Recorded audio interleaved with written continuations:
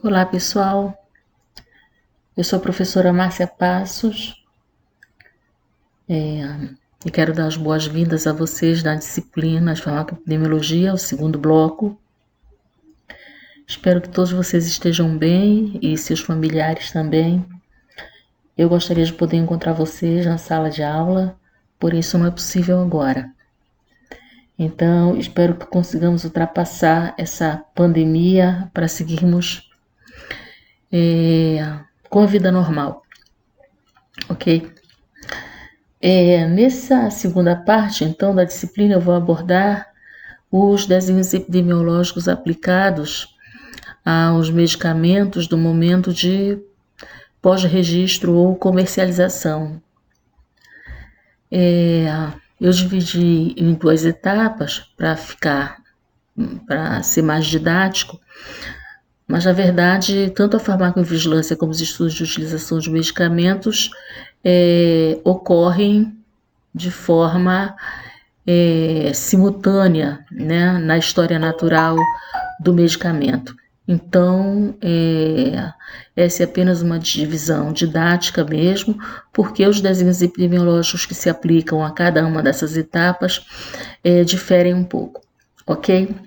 Então, bem-vindos a esse bloco.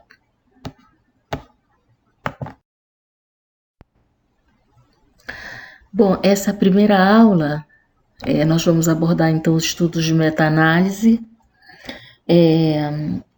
Esses estudos utilizam técnicas estatísticas e epidemiológicas de domínio dessa disciplina de farmacoepidemiologia, então, por isso nós incluímos no nosso conteúdo programático. E também porque os farmacêuticos, eles devem conhecer, né, esse tema para avaliar a qualidade dos estudos de meta-análise, dito que esses estudos são hoje estudos de primeiro nível de evidência científica, ok? Essa metodologia meta-análise foi desenvolvida inicialmente por um grupo Cochrane, que é um grupo, na verdade é uma organização internacional independente, que trabalha sem fins lucrativos e que foi criada, né, essa organização para responder às necessidades de organizar de forma sistemática os resultados de investigações na área médica, exatamente porque uma produção científica muito numa velocidade muito grande e muito dispersa em várias bases de dados e por vezes controversas também. Então, esse grupo deu essa grande contribuição de desenvolver essa metodologia e hoje em dia a meta-análise de fato tem uma grande importância para a área da saúde como um todo, particularmente na área médica, na hora que se quer avaliar a evidência científica de um dado procedimento ou de uma dada conduta, ok? Então, nós vamos abordar nessa nossa primeira aula esses estudos. Esse símbolozinho, que é um círculo com um gráfico no centro, esse gráfico no centro é um gráfico forest plot, que significa um gráfico em árvore, e que representa o conjunto dos estudos que entram numa meta-análise, e o losangozinho lá embaixo sintetiza, então, o resultado do conjunto desses estudos. Ok? Então, eu quis representar essa primeira aula com esse gráfico inicialmente, e nós vamos falar muito dele ainda ao longo da aula. Ok? Então, bem-vindos aqui à disciplina. Vamos iniciar, então, o que é a meta-análise, o que é um estudo de meta-análise. É uma técnica de investigação que seleciona estudos e extrai resultados por meio de procedimentos rigorosos. Os resultados são, então, resumidos através de análise estatística. Uma outra definição, a meta-análise é um estudo observacional da evidência e que se baseia na aplicação do método estatístico a um estudo de revisão sistemática que integra dois ou mais estudos primários, né? Então, a gente pode dizer que a meta-análise é um estudo que reúne um conjunto de artigos primários, né, artigos originais, e por meio de uma técnica sistematizada, ela extrai os resultados dos estudos semelhantes, naturalmente. Esses estudos devem ter objetivos, métodos e resultados semelhantes, e que por meio da análise estatística, ou uma análise quantitativa, ela sintetiza um novo resultado de valor agregado do conjunto desses estudos que integram inicialmente essa revisão sistemática e finaliza a meta-análise, ok? Nós vamos estudar o passo a passo, todas as etapas de como se obter uma meta-análise, para que a gente possa ter instrumentos, então, para analisar um estudo. Então, para falarmos de meta-análise, é necessário falarmos de revisão sistemática. Toda meta-análise é precedida por uma revisão sistemática. A revisão sistemática ela é a síntese qualitativa dos resultados de uma revisão estruturada, e a meta-análise é a síntese quantitativa dessa revisão. Ok. Mas de onde vem esse termo revisão sistemática? Esse termo ele vem do termo síntese da pesquisa, que foi utilizado para descrever o processo de revisão estruturada, né? Estruturada a partir de critérios científicos para a sistematização da revisão. E esse tipo de estudo novo, ele surgiu em contraposição à revisão bibliográfica tradicional, não é? Porque dado a velocidade da informação científica, né, um número muito grande de bases de dados, as revisões bibliográficas tradicionais pareciam muito subjetivas aos editores das revistas de alta qualidade, de alto impacto, assim como aos pesquisadores renomados, né? Entendiam que uma revisão bibliográfica sem critérios, né, e sem uma metodologia mais rígida, deveria ser modificada para primar pela qualidade da informação, que lhes parecia também, além de subjetiva, também uma informação duvidosa, dado o caminho utilizado, o caminho metodológico utilizado nessas revisões bibliográficas tradicionais, que não estava explícito no método, que não estava claro, e o que por muitas vezes impedia que aquele estudo fosse reproduzido por outro autor que quisesse desenvolver pesquisa semelhante. Então, dessa forma, a revisão sistemática surgiu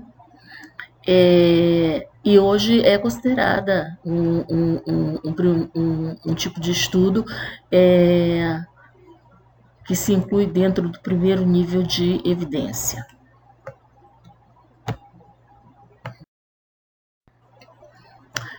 A revisão sistemática, então, por definição, é um resumo sistemático dos resultados de estudos para uma questão de pesquisa específica, com critérios claros de inclusão e exclusão dos estudos. Então, a revisão sistemática, ela implica em um processo de revisão da literatura de forma estruturada,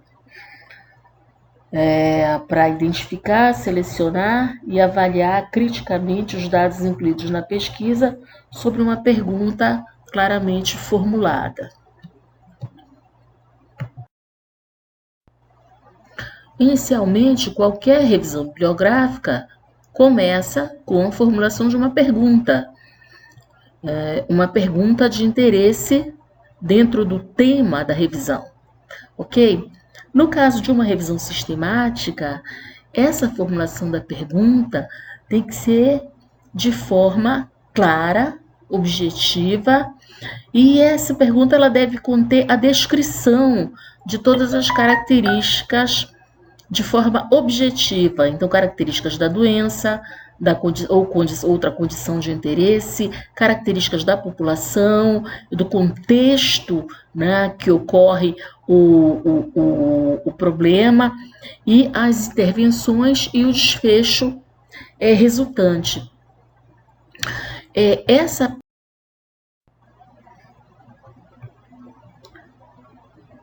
Vamos usar aqui, então, um estudo de meta-análise de exemplo para facilitar o entendimento, a compreensão, né, das etapas de cada estudo. Ok? Então, vejamos. Esses autores, o Cavalazzi, que são pneumologistas, e desenvolveram um estudo de meta-análise cuja pergunta foi: qual o efeito do corticosteroide na prevenção da síndrome da embolia gordurosa após fratura de osso longo dos membros inferiores? É uma pergunta bastante específica. Vejam que a gente consegue verificar a intervenção, corticosteroide, a intervenção, e a gente consegue verificar também no corpo da pergunta o desfecho que foi embolia gordurosa, ok? Então, é uma pergunta específica, e quanto mais específica é a pergunta, né, naturalmente, quanto mais objetiva é a pergunta, mais específico é o resultado que o estudo vai encontrar.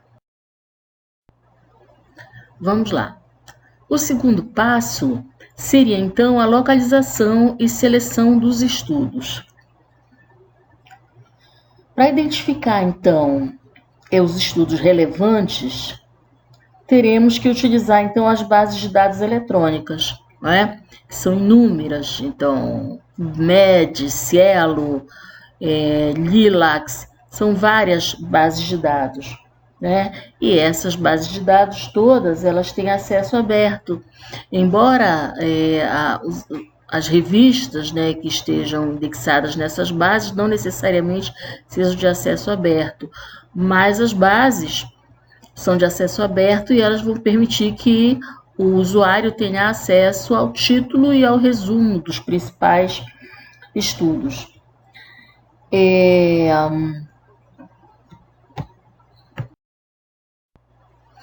Uma etapa importante da localização dos estudos é, então, verificar qual é o descritor mais adequado, né? Geralmente as pessoas determinam a busca por meio de palavra-chave, né? Entretanto, há diferença de palavra-chave para descritor. Geralmente, as palavras-chave elas não obedecem a nenhuma estrutura hierárquica, elas são palavras aleatórias, elas são retiradas do texto de linguagem livre. Já os descritores, eles são organizados em estruturas hierárquicas, né? E eles facilitam a pesquisa e a recuperação dos artigos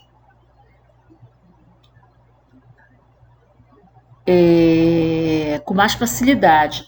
Então, para uma palavra-chave tornar-se um descritor, ela passa por um rígido controle de sinônimos e significados, né? Até que ela se torne, de fato, um descritor para um determinado assunto. Bom, no Brasil, a gente tem a Biblioteca Virtual em Saúde, a BVS, onde a gente pode consultar os descritores mais adequados para determinados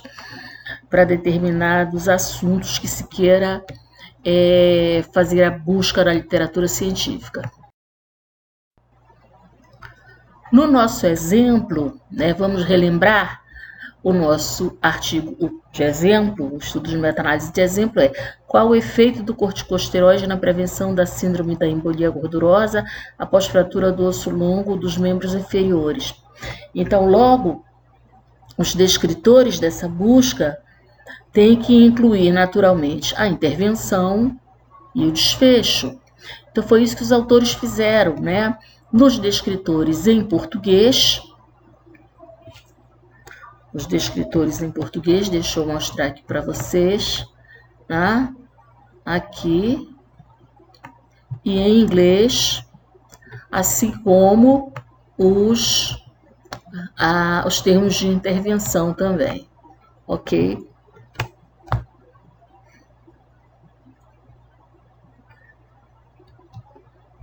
Os autores também especificaram na busca o período de busca, então, de 1966 a 2007.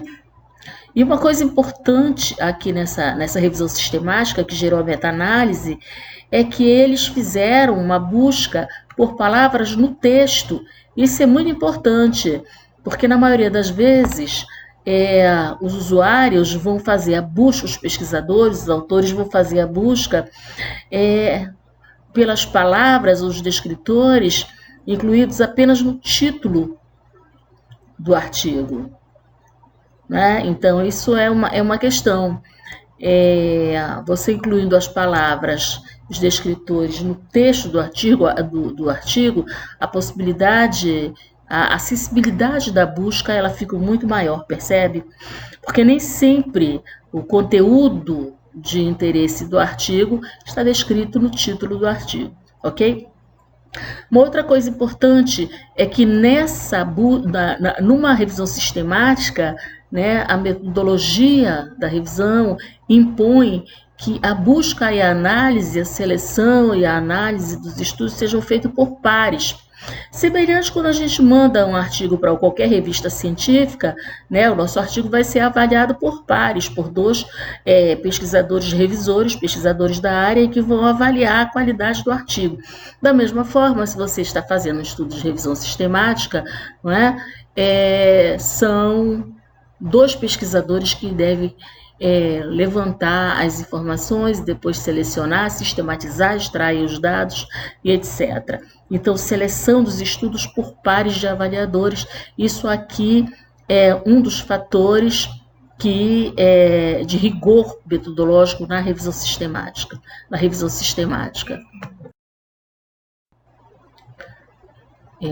Então, nessa etapa de seleção dos estudos, realizada por par de avaliadores independentes, o que esses avaliadores vão considerar para a inclusão e exclusão dos estudos? Em geral, os critérios básicos são em relação ao tempo de busca, né? Então, os últimos 10 anos, os últimos 5 anos, a população-alvo, de acordo com o interesse da pesquisa e de acordo com a pergunta que demandou a busca, né, da revisão. Então, se é um estudo específico para adulto, criança ou idoso. Esses estudos eles devem conter que tipo de intervenção foi realizada, se houve mensuração dos desfechos de interesse. Naturalmente, a mensuração desses desfechos tem que ser comum em todos os artigos que vão ser incluídos, os critérios metodológicos utilizados, o idioma e uma coisa fundamental, que é o tipo de estudo, né? Então, o estudo de revisão sistemática que pretende ser uma meta-análise, obrigatoriamente os estudos têm que ser iguais, semelhantes, né?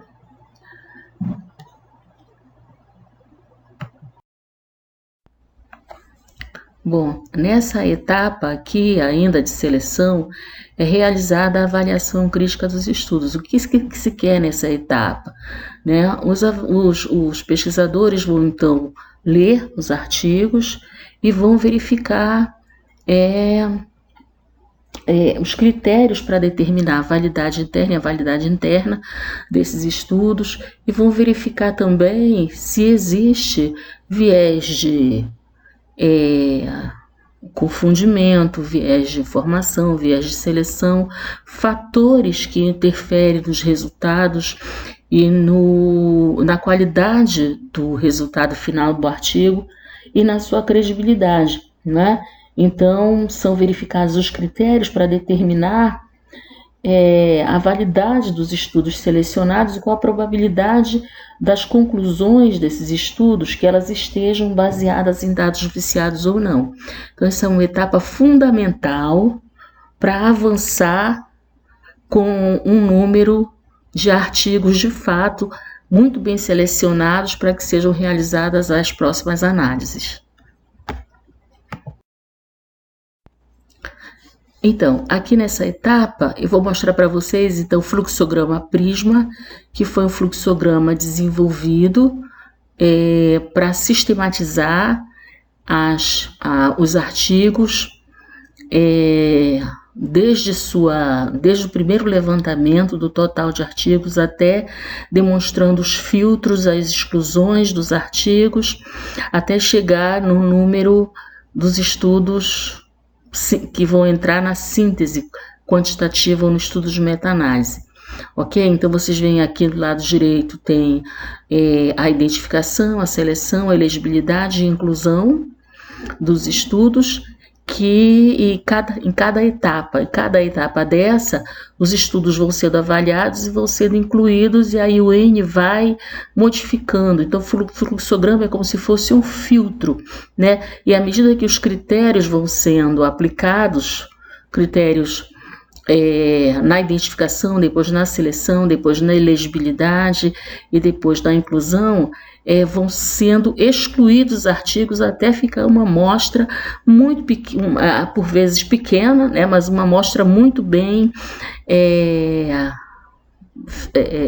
selecionada, com artigos muito bem selecionados, que de fato possam contribuir para a pesquisa de forma mais efetiva, ok? Então, esse fluxograma costuma ser utilizado em todas as revisões sistemáticas que são publicadas, né? E esse fluxograma Prisma, ele é esse fluxo, então, da informação com as diferentes fases da revisão sistemática. Ok? Aqui não estão demonstrados nesse fluxograma os critérios que foram utilizados em cada etapa, ok? Então, cada pesquisa, cada revisão sistemática tem seus critérios próprios, né?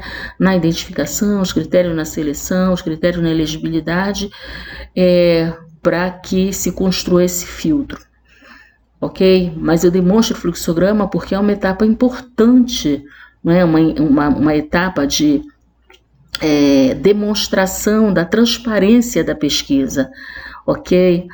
Porque na maioria das vezes uma revisão sistemática começa com um número muito grande de artigos, em torno de 20 mil artigos, por exemplo, e vai terminar com 40. Então, o que foi que determinou cada etapa desse filtro, cada etapa de exclusão, para que se chegue num número tão diferente do número inicial? Ok? Então, são esses critérios na identificação, na seleção, na elegibilidade e na inclusão, ok?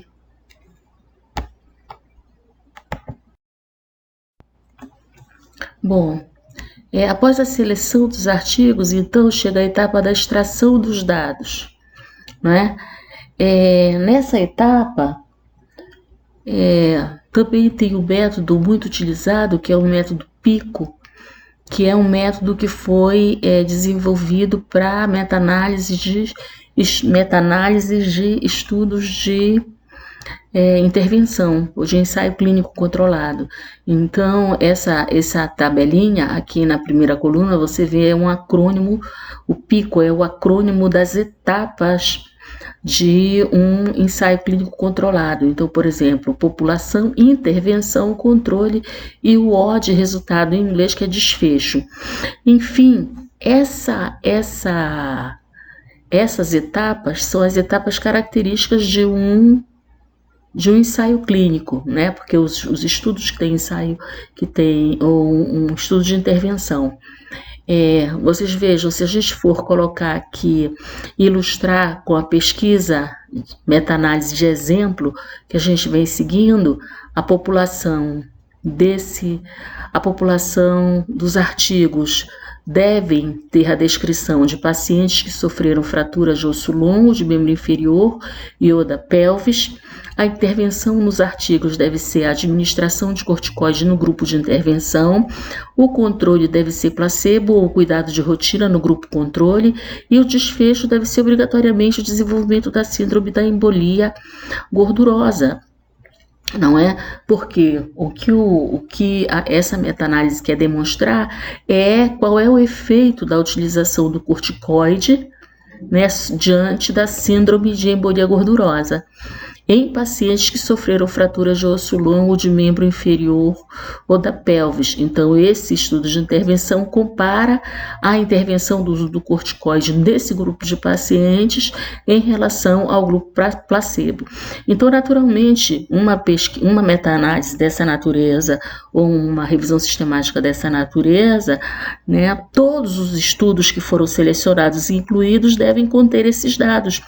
E o que nessa etapa do estudo se faz? Exatamente a extração desses dados de todos os artigos que foram selecionados, e esses resultados são apresentados de forma tabelada e que depois serão discutidos, ok? Volto a dizer, não só essas características, todas as características de interesse vão ser olhadas e lidas, mas essas são as características essenciais que devem conter em todos os estudos, porque se elas não existirem em um dos estudos, esse estudo estará excluído da pesquisa ou da amostra final. O quinto passo da revisão sistemática é, então, a apresentação dos dados para que seja realizada a análise. Então, esses dados são tabelados e são ordenados de acordo, naturalmente, com as semelhanças dos estudos, né? Então, no caso do nosso estudo de exemplo, eles tabelaram aqui a autoria dos artigos, então foram incluídos no estudo final 6 estudos clínicos que entraram na revisão sistemática e que vão ser incluídos na fase final, na etapa de meta-análise, que será então a análise quantitativa. Eles descrevem aqui na segunda coluna número e características dos pacientes, né? A idade dos pacientes, o tratamento, né? Qual foi o medicamento da intervenção e a alocação, o tipo de alocação entre os pacientes do estudo, ok? Então, esse quinto passo é a apresentação dos dados, que é em forma de tabela, sempre será assim.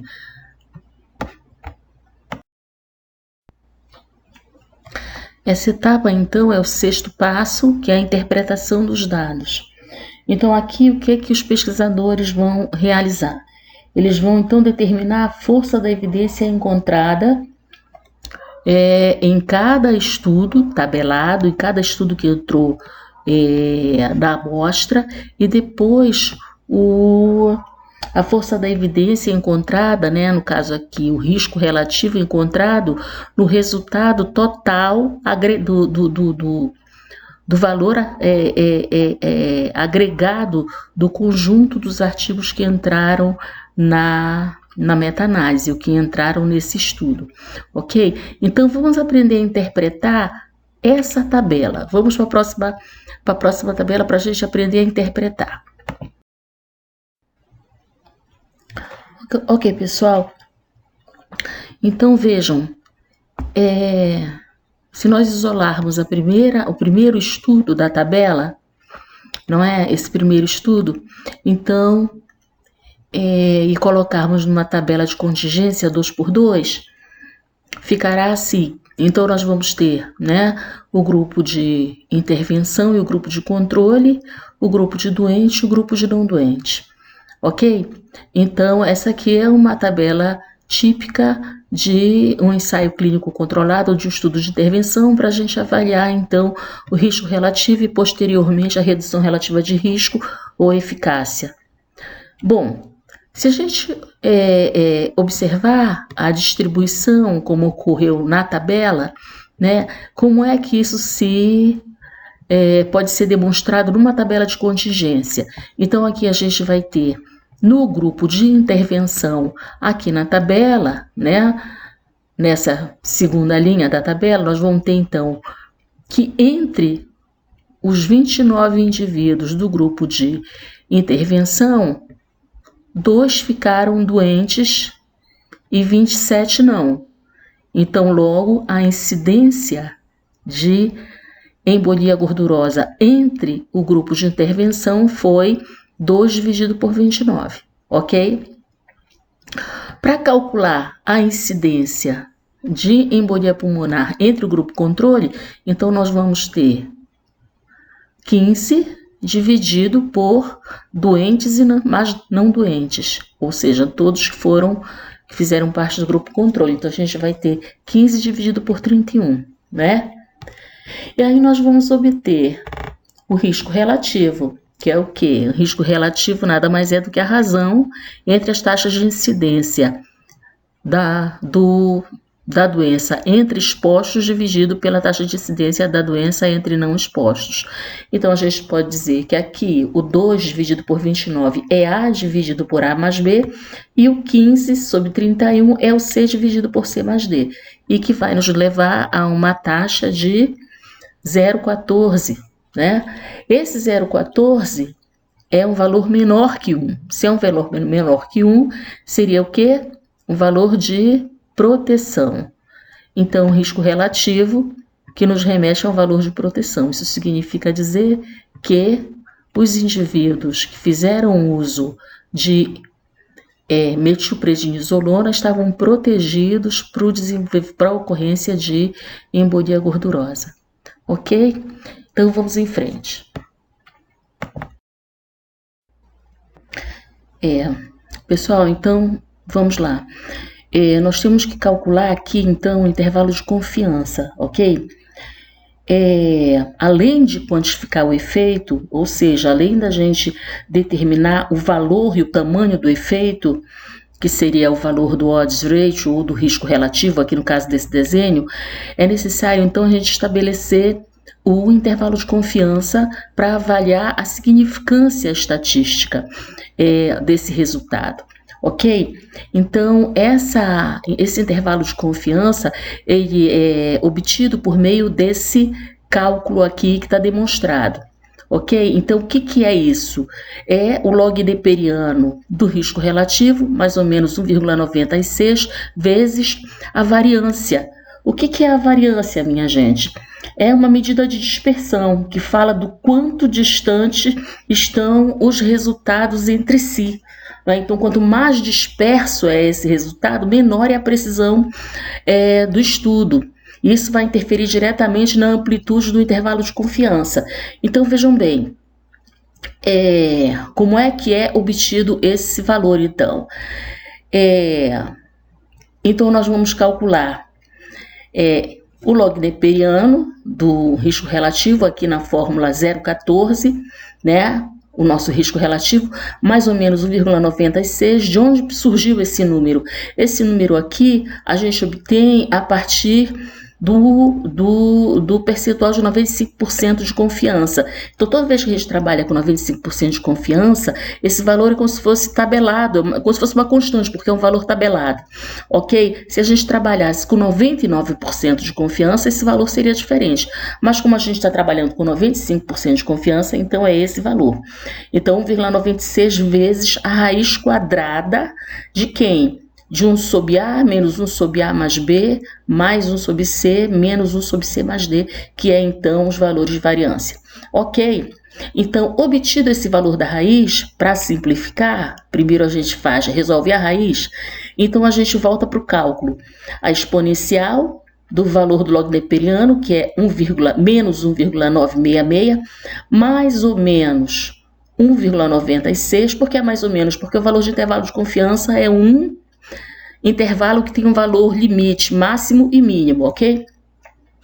Então, 1,96 vezes o 0,707, que é o valor da raiz, que vai ser igual, então, a esse intervalo, porque nós vamos somar o valor do log neperiano do risco relativo, e depois nós vamos subtrair desse valor o produto 1,96 vezes 0,707, ok? Nós vamos obter, então, esse intervalo, menos 3,3520, e o outro valor, 0,5802, e aí a gente vai obter, então, finalmente, a exponencial desses valores, que serão, finalmente, o valor do intervalo de confiança, ok?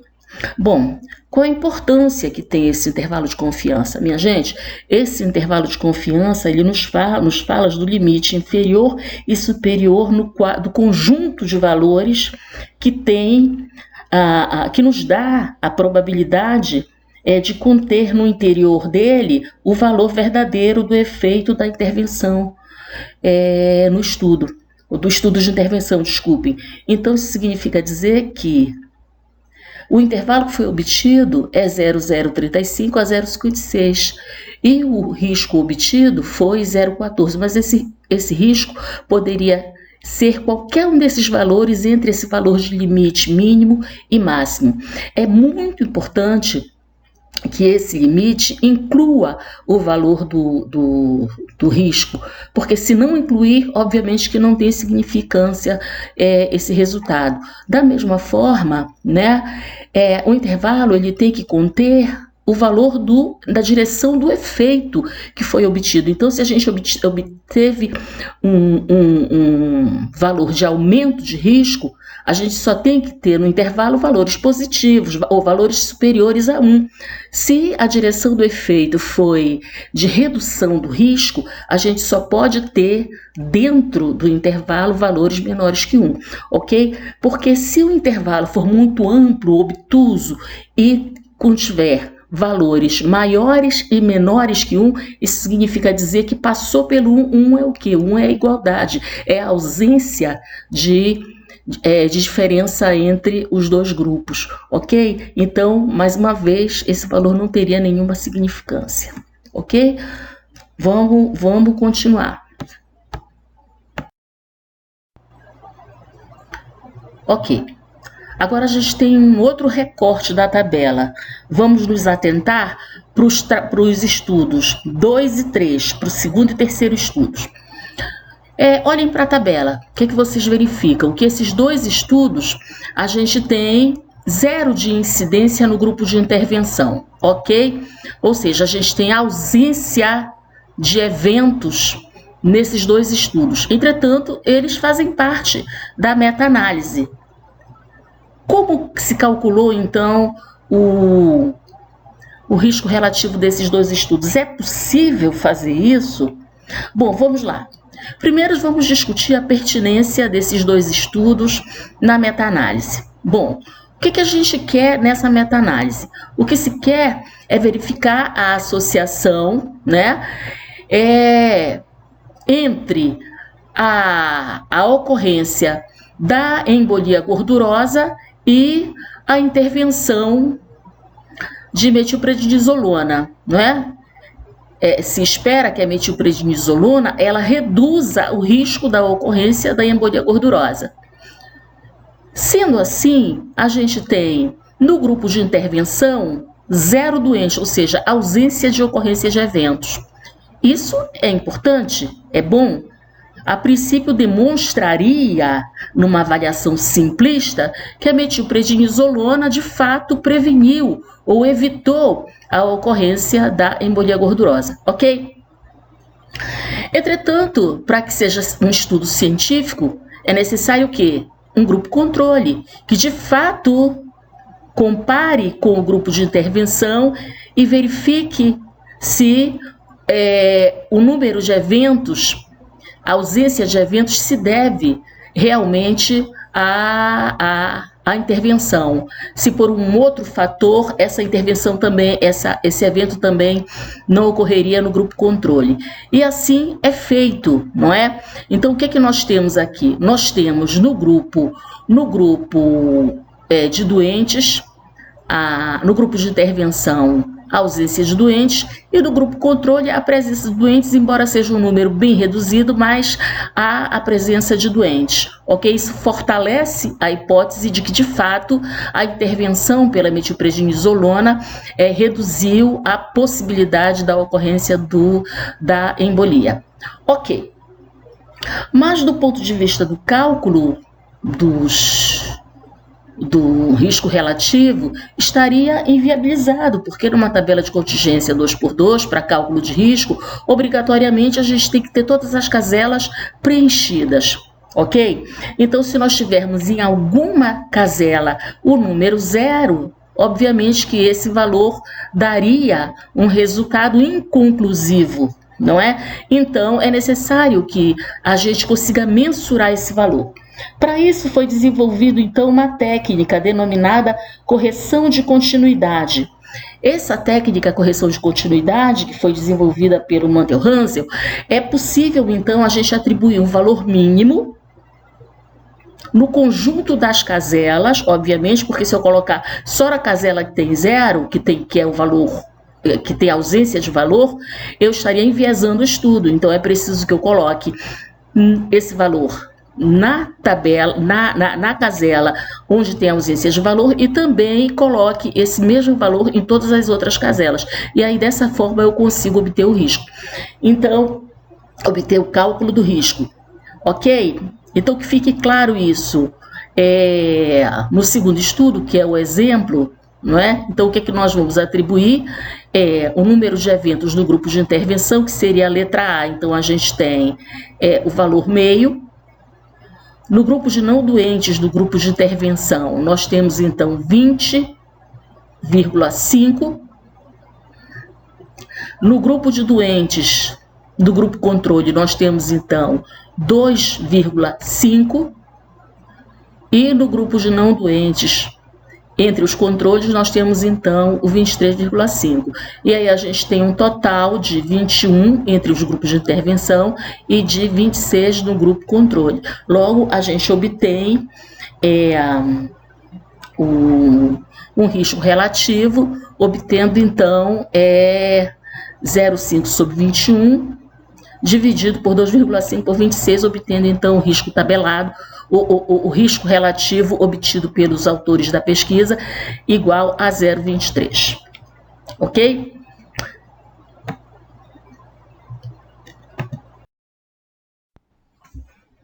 Ok. Então, aqui a gente tem o gráfico Forest Plot, então o gráfico da meta-análise do efeito do corticosteroide na prevenção da síndrome da embolia. A gente tem aqui, então, em cada quadradinho desse, um estudo, foram 6 estudos, e o losango branquinho aqui embaixo representa o estudo síntese, né?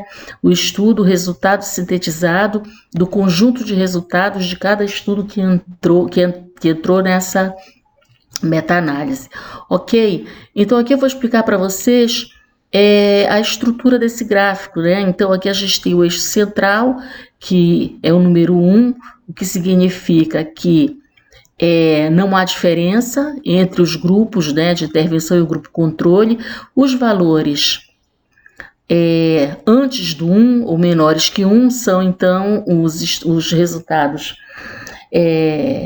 de redução de risco, e os valores à direita maiores que 1 são, então, os valores de aumento do risco. Mas esse gráfico aqui, do jeito que ele está apresentado, ele está um pouco poluído.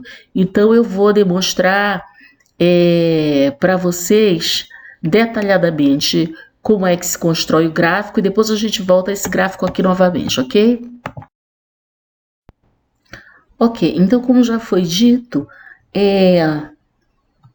todos os resultados da meta-análise são representados num gráfico desse tipo, né? num gráfico Forest Plot. Então, aqui no meio, sempre nós teremos, então, o valor nulo, ou seja, o valor igual a 1. O 1 significa que não há diferença entre os grupos, né? Que dividindo a taxa de incidência do grupo de intervenção pelo grupo controle, o valor vai ser igual a 1, então são iguais, não há diferença entre os grupos.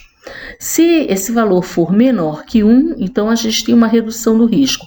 Se o valor for maior que 1, então a gente tem um aumento do risco na comparação dos grupos, ok? O quadradinho vai representar, então, o efeito. Bom, aqui eu quero falar para vocês do efeito global ou combinado da meta-análise, que é representado por esse losango aqui embaixo, esse losango em azul, ok? Então, a meta-análise é representada pelo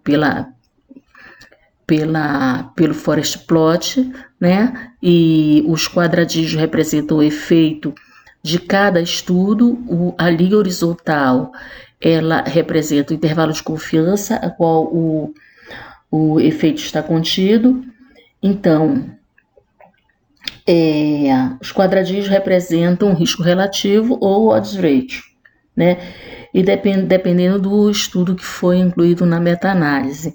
Ok? Então, quanto maior o quadradinho, maior o efeito, quanto menor o quadradinho, menor o efeito, e da mesma forma o intervalo de confiança. Quanto maior o intervalo de confiança, mais obtuso, mais robusto ele é, menor é a precisão dele. Ok? Isso é muito importante, porque quanto maior o intervalo, menor a precisão e menor a significância também do estudo.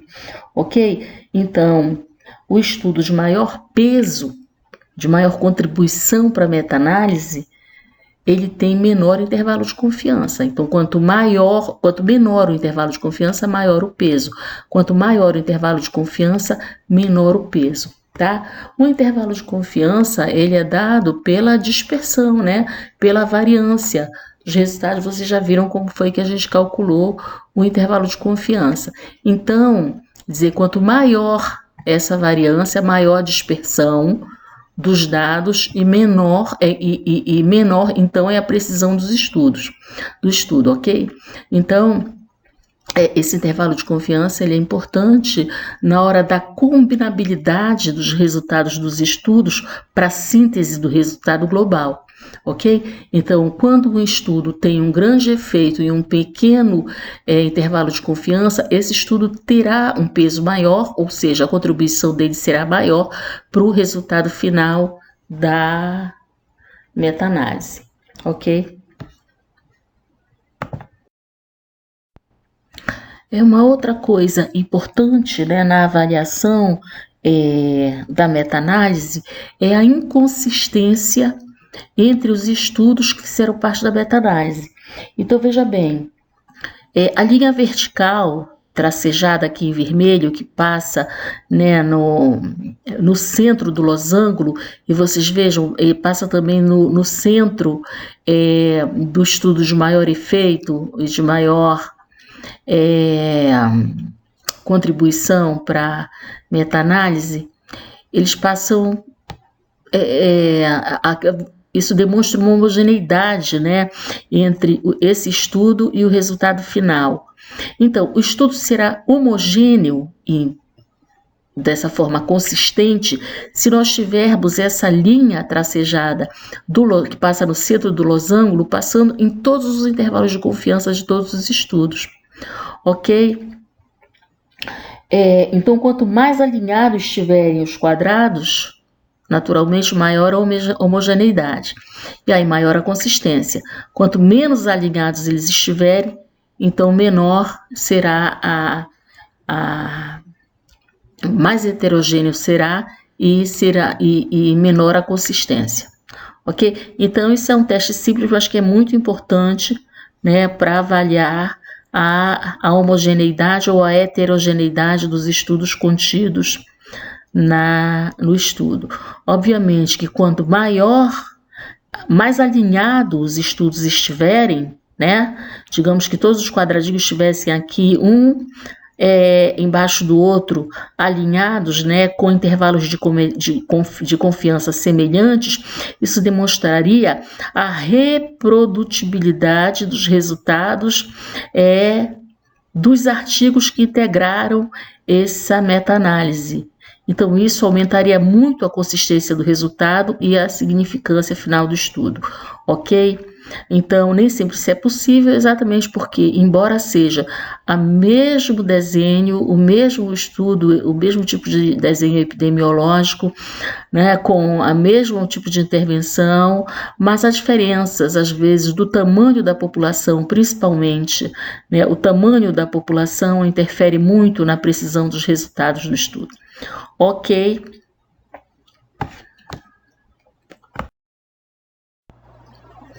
Ok, pessoal, então vamos aqui retornar para a nossa tabela geral do estudo. Então, o objetivo aqui dessa apresentação é demonstrar para vocês o resultado síntese dos dados, dos dados extraídos de cada estudo primário, né? E o que a gente observa aqui, que se a gente for contar o número de eventos, nós vamos ter então aqui o somatório de todos os eventos ocorridos em todos os grupos de intervenção, da mesma forma entre os controles, o somatório dos eventos ocorridos em todos os grupos controles. Então, na verdade, o que a gente tem aqui é um resultado global, né? Do valor agregado em ambos os grupos, para se obter, então, o resultado final da meta-análise, que é, então, o 0,16, um risco de 0,16 obtido a partir da razão entre a incidência de eventos do grupo de intervenção dividido pela incidência de eventos entre o grupo controle. Ok? Vocês vão observar aqui que o número de eventos do grupo de intervenção é o número 7. Por quê? Naturalmente, a gente tem, contando assim, 1, 2, 3, né? 1 com 2, 3, 4, mais 2, 6, mas aqui embaixo é 7. Por quê? Porque não podemos esquecer que entrou meio aqui em cada um dos estudos que tem ausência de valor. Ok?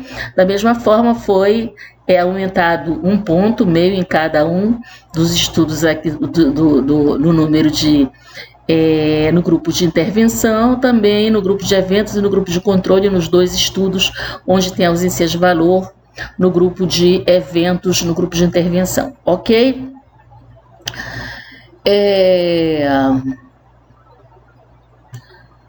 Então, uma outra coisa a ser observada aqui são os pesos. Em relação aos estudos, você observa claramente que o peso está relacionado a um intervalo de confiança. Então, como eu falei, o peso ele é inversamente proporcional à variância do estudo, né?